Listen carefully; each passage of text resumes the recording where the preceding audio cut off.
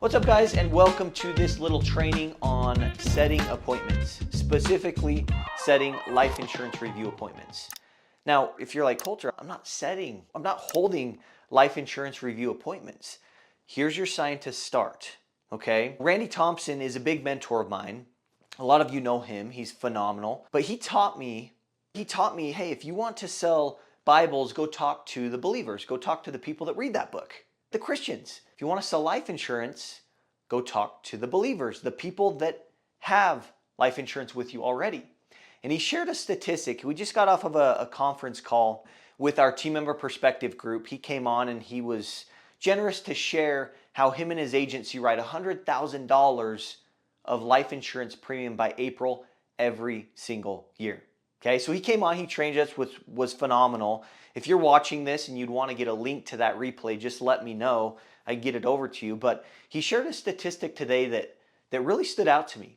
And it was that 82% of the life insurance sales in America come from people that already have some sort of life insurance already. 82%, okay? And so again, if you're not running or holding life insurance review appointments, you are missing out on a lot. But here's what I want you to think about. As far as running these life insurance reviews, I want to help you think of it like a funnel. A lot of what I've trained on and what I've talked about is writing life insurance to cover one immediate need, to solve one need.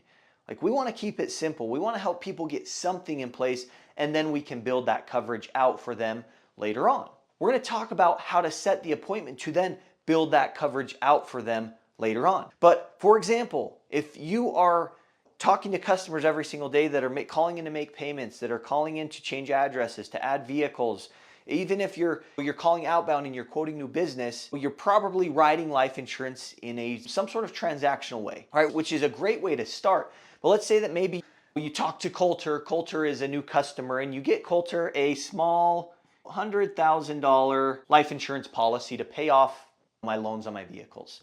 And then you talk to another customer that calls in to make a payment, and you pivot to life insurance, and now you're getting them maybe a small $10,000 final expense policy.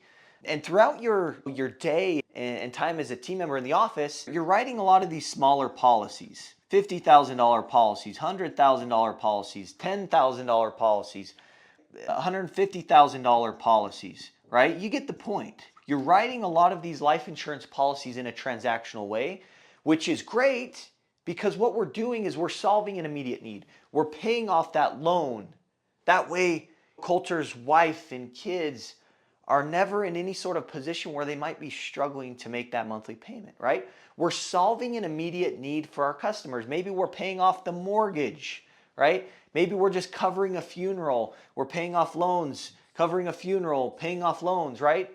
What happens is when you write these life insurance policies transactionally like this, you now have these policies and they enter into your life insurance funnel. Now, what I would encourage you to do is we want to push these policies down this funnel, and we want to meet with these people.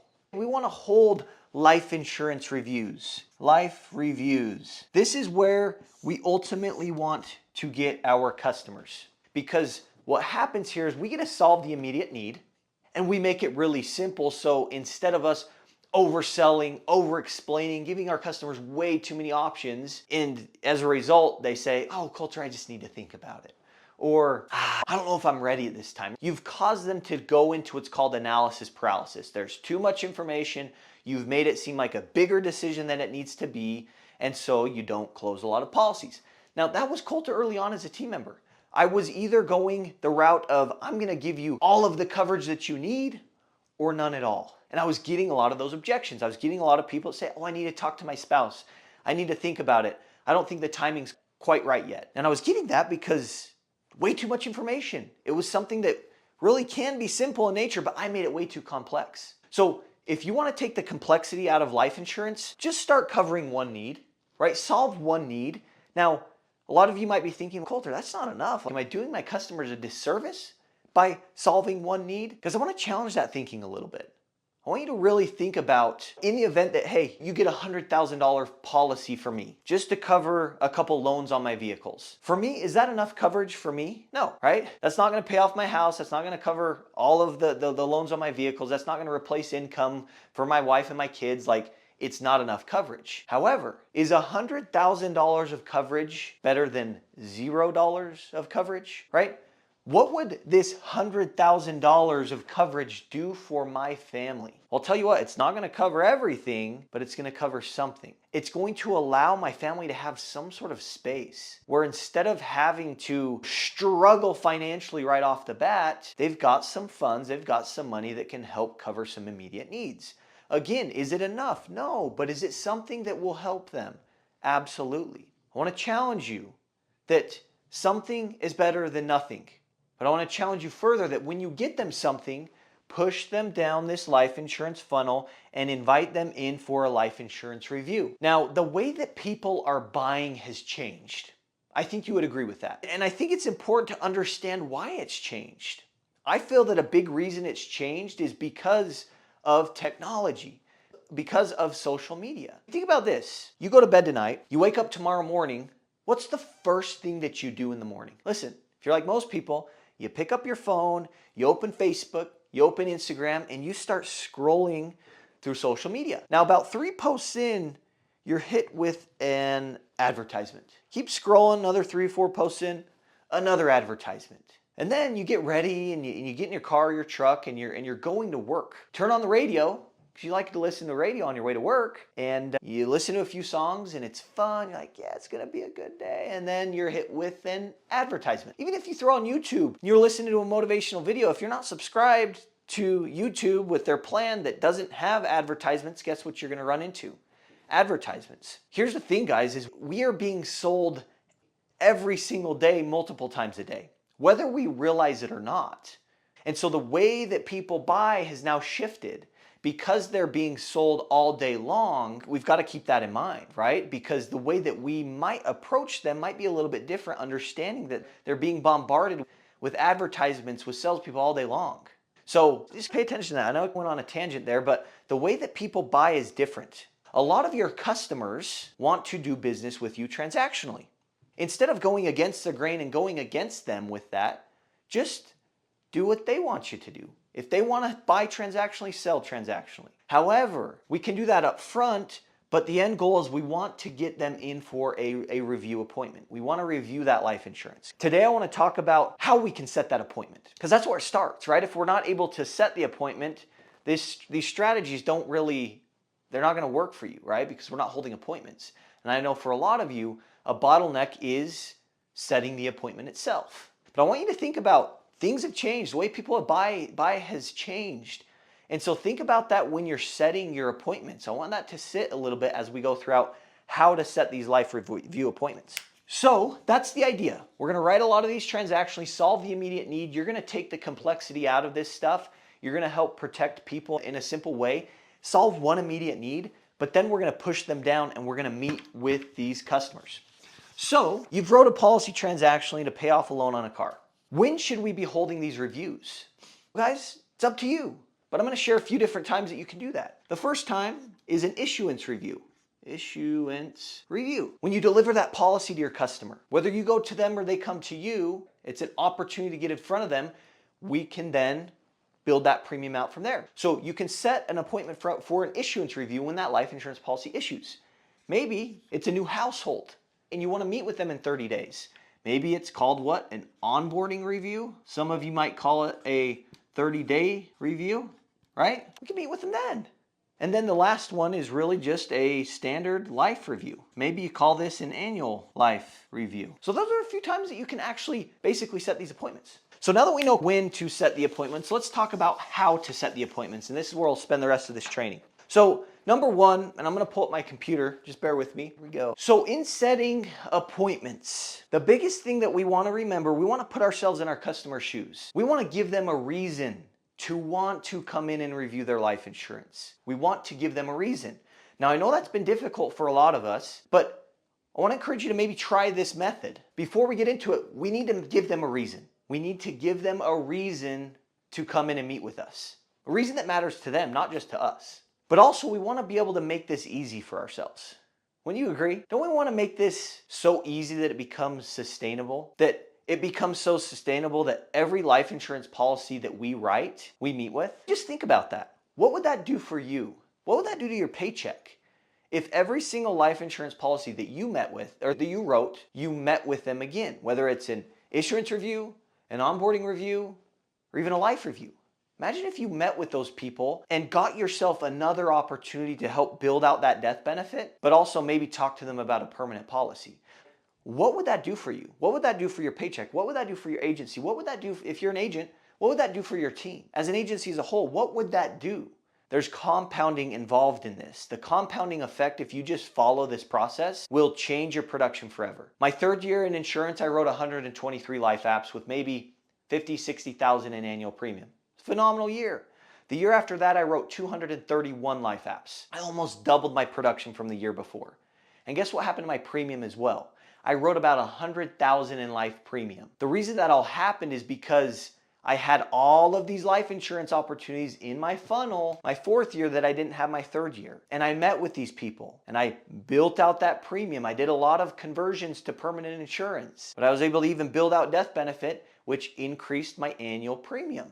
So it works. We just have to work it. Let's get into setting the appointment itself. Again, we want to give them a reason and we want to make it really easy on ourselves. So why don't you just use this annual life questionnaire with your customers? Annual life questionnaire. I mean, think about it. You can call up your customer and say, hey, it's been a minute. If you have a couple minutes, there's a questionnaire that basically I'm gonna run through with you. And if you have any questions, just let me know. So-and-so asked me to do this. It should be pretty quick. Do you have a couple minutes? Easy to set this, and you can play with the nuances of how you're gonna get into this annual life questionnaire. And I won't cover those in this training video, but I wanna cover what questions to ask them and what these questions will actually do for you. So the first question is this: have you or Cindy had any job changes since 2018? So right here, plug in their spouse's name or their household, whatever that looks like.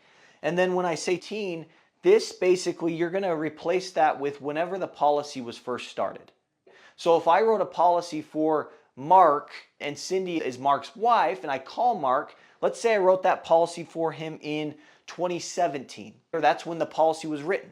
I'm going to call Mark and I'm going to say, do this annual life questionnaire. And I'm going to say, hey, Mark, have you or Cindy had any job changes since 2017? What does that question do? It's just simply asking about Mark's situation and Cindy's situation. If they've changed jobs, what do we know? Their benefits probably have changed. Maybe their income has changed, right?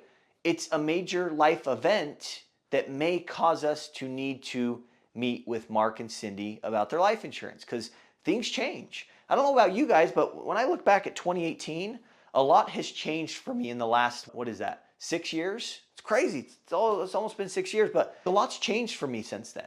Don't you think that a lot might have changed for Cindy and Mark as well? This question just allows us to help Mark understand why we're asking these things, and it almost creates a reason for him to come in and want to review his life insurance instead of me saying, hey, Mark, come in and review that insurance with us. So that's the first question I want to ask. A similar question to this is the next question is, has yours or Cindy's income changed since teen? And again, personalize this. That's the spouse's name, right? Put that in there. And then 28, if you wrote the policy or the policy was written in 2012, put that in there. So has yours or Cindy's income changed since teen? Again, this question is going to help us understand more of Mark's situation to see if a life review would even make sense for both him and for us. So has your income changed, yours or Cindy's income changed since teen? So that's the second question. The next question is about their assets. Have your assets changed since 2018? And what this question is going to do is we want to know assets, right? Because we want to know what wealth we're protecting, right? But have your assets changed since 2018? This is going to have Mark, he might tell us how we just bought a new home, right? Now we might talk about, oh, do you have a mortgage, right? And what do we know life insurance is designed to do? Pay off debts. So this is going to give us and uncover more of Mark and Cindy's situation to see if a life review would make sense for them and us. You see what these questions are doing though? It's such a non-pressured way. It's almost just like a service call. You ask them these questions and I'll show you where to take it next. So have your assets changed since 2018? Have you had any major life events since 20? Have you had any major life events since teen? Again, what are some examples of life events?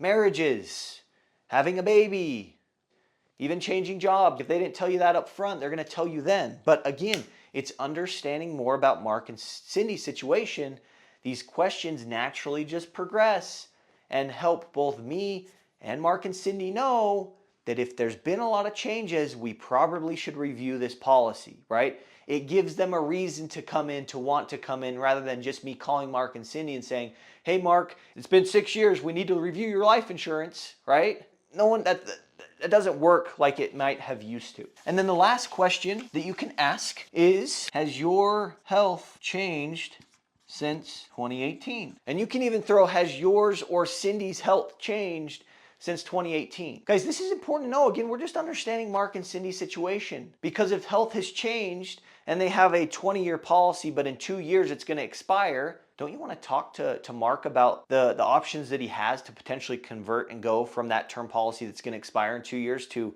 maybe a long-term program that's permanent and will last forever for him? Because who knows, maybe with his current health changes, he may not be able to qualify for life insurance. You see how that question can create urgency, but it's also, again, going back to it, we're understanding more about Mark and Cindy's situation, and these questions allow us to, number one, know that situation, but also number two, to help and see if a life review would make sense. But again, I'm telling you, life changes, right?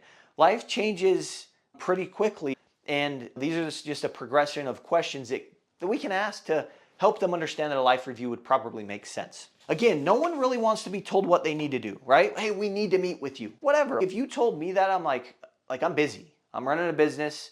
I'm training all these team members. I'm trying to be a dad, right? I've got my 4.5-year-old. I got my 4-month-year-old. I've got my wife. I'm trying to be a good husband. My life is busy. And so I don't really like to be told what I need to do. But if you were to ask me these questions, in my mind, like, oh my gosh, like a life review totally makes sense for this. So again, guys, the questions, go through them. The first one, job changes. Have you or Cindy had any job changes since 2018? Income changes is the second one. Has yours or Cindy's income changed since 2018? Have your assets changed since 2018?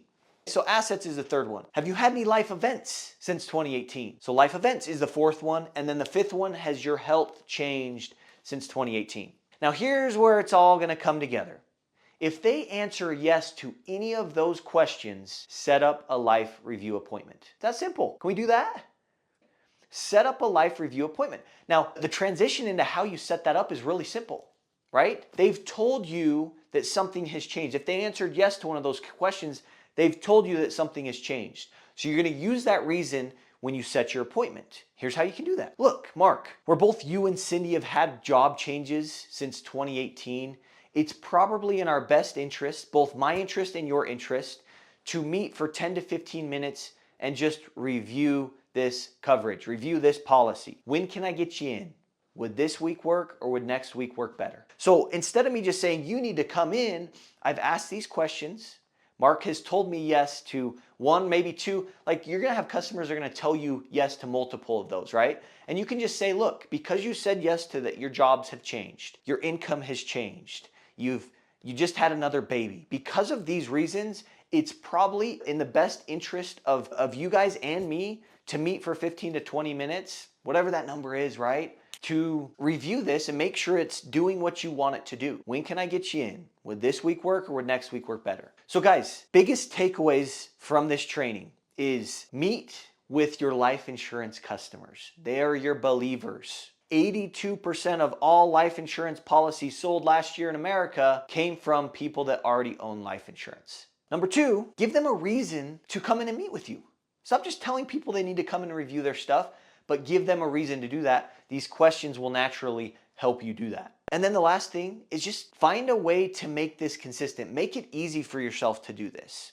And again, my hope is that these questions make it easy for you to do, right? Instead of calling your customer and thinking like I know that they need to come in, and like I tell them that they need to come in and that we need to review their policy so that their family's covered. And it's like have this interesting thoughts and feelings when you call them that's just not really in alignment with what, it just doesn't work really well for you. Instead of just doing that, try these questions. However you get to getting appointments and meeting with people is up to you, right? But if the fact is we've got to get people, we've got to meet with them for any of this to work. So my hope is that this has been helpful for you. Now, the next step is essentially running the life appointment.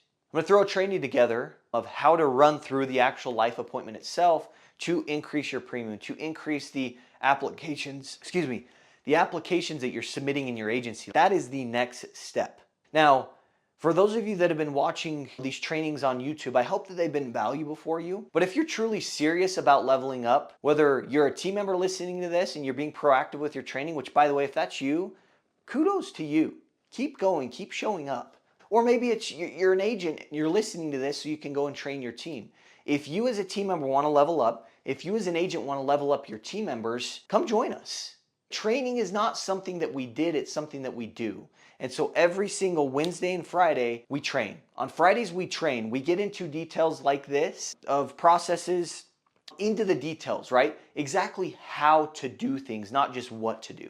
That's what we do on Fridays. And then on Wednesdays, we practice. So if you are a team member, you want to level up, or you're an agent that you want to level up your agency, reach out to us. You can go to tmperspective.com and you can book a call with me. You can fill out a form and request more information. But I'm telling you, training is not something that we did, it's something that we do. If you want to make that more consistent in what you do as a team member and what you do as an agent for your team, you will write more policies. You will become consistent in this stuff. But the moment that we stop training is the moment that we start to fall behind. Nothing is permanent with what we do. Everything is temporary. So if you're serious about leveling up, please reach out to us. We would love to have you, and we know that we can help you get to that next level. So appreciate you guys, and we will catch you in the next one.